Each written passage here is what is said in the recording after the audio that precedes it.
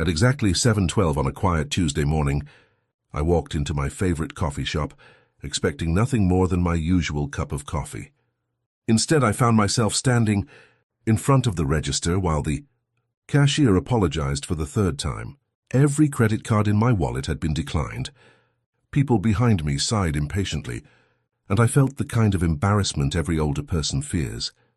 I quietly left the coffee on the counter, walked outside, and called my son. What he admitted over that phone call changed everything. I thought I knew about my family. Brian calmly told me that he and his wife, Melissa, had cancelled all of my credit cards because they believed I was too old to manage my own finances. Before I could respond, Melissa took the phone and casually suggested that if I needed money, I should ask them before buying anything. I was 70 years old, had spent 4 decades as a civil engineer managing multi-million-dollar projects, and had never missed a bill in my life. Yet suddenly my own family had decided I could no longer be trusted with my own money. I said nothing, thanked them, and drove straight to my bank. The bank manager, Susan Reynolds, had known me for years. The moment she opened my account, her expression changed. My mailing address had been switched to Brian's house. My phone number had been replaced with his, and my email now belonged to Melissa. Replacement credit cards had already been mailed to their address after my originals were cancelled. I had never approved any of it. Susan immediately contacted the fraud department, and together we uncovered something even more disturbing. Over the previous 8 months, my online banking passwords had been changed, fraud alerts redirected to Brian's phone, spending limits quietly lowered, and electronic authorization, forms added to my account carrying signatures that looked like mine but had never been written by me. That evening I sat alone looking at a photograph of my late wife, Linda. She always believed that when something stopped making sense, the first step was understanding it instead of reacting emotionally. Following her advice, I refused to confront Brian.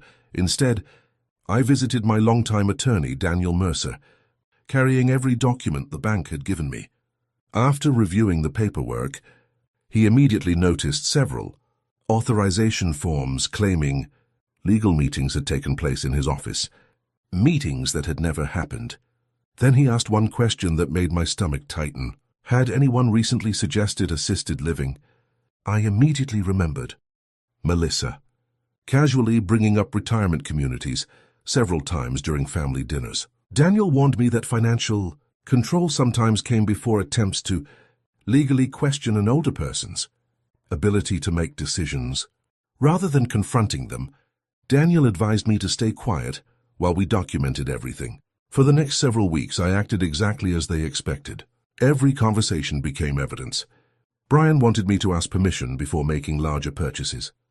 Melissa constantly questioned whether I remembered appointments, medications, or simple daily tasks. Friends even mentioned that Brian had told them I would probably sell my house before winter. Despite the fact I had never discussed moving with anyone, piece by piece the picture became clear. Nobody had stolen my money. They were quietly taking control of my life. Working alongside Daniel, an elder law attorney, and the bank's fraud team, we assembled a complete timeline showing every password reset, address change, cancelled card, redirected alert, and unauthorized account modification. Instead of planning revenge, I created a new estate plan designed to protect my independence. If I ever truly became unable to manage my affairs, only independent doctors and a professional fiduciary could authorize changes. No single family member would ever control my finances or my home again. When everything was ready, I invited Brian and Melissa to Sunday dinner.